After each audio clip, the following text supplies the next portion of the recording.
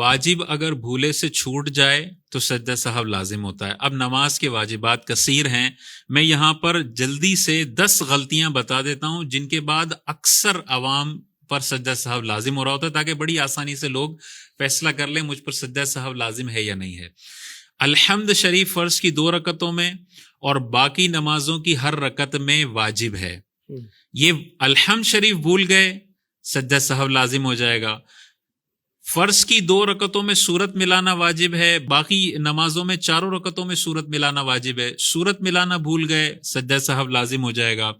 اسی طرح دونوں سجدے ایک ساتھ کرنا واجب ہے، ہیں دونوں سجدے فرض لیکن ایک ساتھ کرنا واجب ہے۔ ایک سجدہ کیا پہلی رکعت میں، تیسری رکعت میں یاد آیا کہ پہلی کا ایک سجدہ رہ گیا تھا، اب کر رہے ہیں تو نماز ہو جائے گی، لیکن چونکہ سجدے میں دیری ہو گئی تو آخر میں سجدہ سہو کرنا پڑے گا۔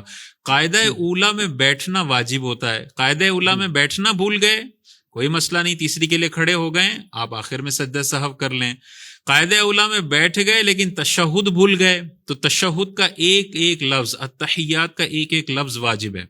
آدھی التحیات بھی بھول گئے، ایک جملہ بھی بھول گئے، تب بھی آخر میں سجدہ سہو لازم ہو جائے گا۔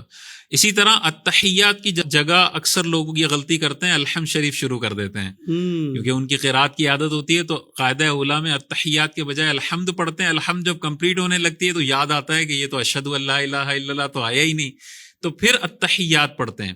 تو اگر الحمد شریف پڑھ لی اور پھر التحیات پڑھی تو التحیات اپنے وقت سے ڈیلے ہو گئی، یہ بھی ترک واجب ہے، اس پہ بھی سجدہ سہو کرنا پڑے گا۔ اسی طرح قاعدہ اولا میں التحیات کے بعد سنت غیر موقدہ اور نفل نمازوں کے علاوہ فرض نمازیں، سنت موقدہ نمازیں، واجب نمازوں میں قاعدہ اولا میں التحیات کے بعد فوراً کھڑا ہونا واجب ہے۔ اگر کسی نے درود شریف شروع کر دیا اور اللہم صلی علی محمد تک پڑھ لیا تو سجدہ سہو لازم ہو جائے گا۔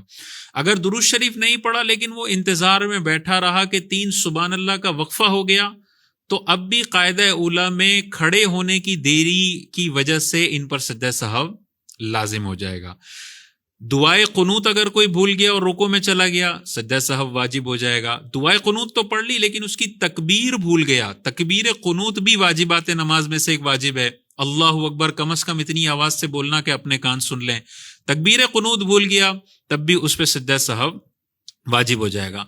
آخری جو اس میں مسئلہ ہے، ثنا کے بعد الحمد شریف پڑھنا، الحمد کے بعد سورت ملانا، اس میں اجنبی فاصلہ نہیں ہونا چاہیے۔ صحیح۔ اجنبی فاصلے سے کیا مراد ہے کہ جو یہاں پہ متعین سنت کے مطابق فاصلہ ہے وہ تو ہوگا، جیسے ثنا کے بعد ہم اعوذ باللہ کا فاصلہ کرتے ہیں، بسم اللہ کا فاصلہ کرتے ہیں، یہ اجنبی فاصلہ نہیں ہے۔ لیکن کوئی بسم اللہ الرحمن الرحیم کے بعد الحمد بھول گیا اور 3 سبحان اللہ کی مقدار کے بعد اسے یاد آیا اور اب الحمد شروع کرتا ہے تو اب سجدہ سہو لازم ہو جائے گا۔ الحمد پڑھنے کے بعد سورت کی سلیکشن میں لگا رہا اور 3 سبحان اللہ کا وقفہ ہو گیا، یا سورت کو یاد ہی نہیں آ رہی اور 3 سبحان اللہ کا وقفہ ہو گیا تو اس پہ بھی سجدہ سہو لازم ہو جائے گا۔ تو ثنا اور الحمد میں اجنبی فاصلہ نہ ہو اور الحمد اور سورت کے درمیان اجنبی فاصلہ نہ ہو، اگر ہوگا تو آخر میں سجدہ سہو لازم ہو جائے گا۔ اس میں آخری مسئلہ یہ کہ الحمد بھولے اور رکوع میں یاد آیا تو اب لازم ہے کہ دوبارہ قیام کی طرف لوٹے اور الحمد پڑھے۔